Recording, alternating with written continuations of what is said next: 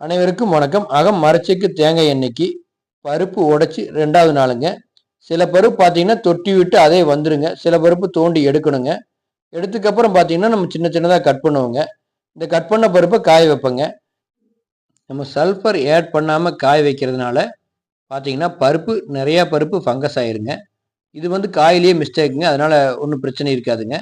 ஆனால் சில பருப்புலாம் பார்த்தீங்கன்னா இதுதான் நார்மலா இருக்கிற பருப்பே ஃபங்கஸ் ஆன மாரி ஆயிருங்க. இப்போ இதுதான் ஸ்டார்ட்டிங் ஸ்டேஜ் ஃபங்கஸ்ங்க. இதுக்காக தான் சல்ஃபர் வச்சு காய வைப்பாங்க. சல்ஃபர் வச்சு காய வச்சா இந்த மாரி கட் பண்ணி காய வைக்க தேவையில்லைங்க. ஏன்னா, இந்த கிளைமேட்டுக்கு பார்த்தீங்கன்னா, அதே ஆட்டோமேட்டிக்கா சல்ஃபர் வைக்கிறோம் நல்லா காஞ்சிருங்க. நம்ம கிளைமேட் ரொம்ப மோசமா இருக்கிறதுனால சின்ன சின்னதா கட் பண்ணி இது லாங் ப்ராசஸ்ங்க காய வைக்கிறது. கொஞ்சம் நாளும் ஆகும். இதுலயும் பார்த்தீங்கன்னா, ஒரு 10% பக்கம் வேஸ்டேஜ் வருதுங்க. ஃபைனலா நம்ம முடிக்கும்போது எவ்வளோ பெர்சன்டேஜ் வேஸ்ட் ஆகுதுன்னு பார்த்தா தான் தெரியுங்க. நன்றி. வணக்கங்க.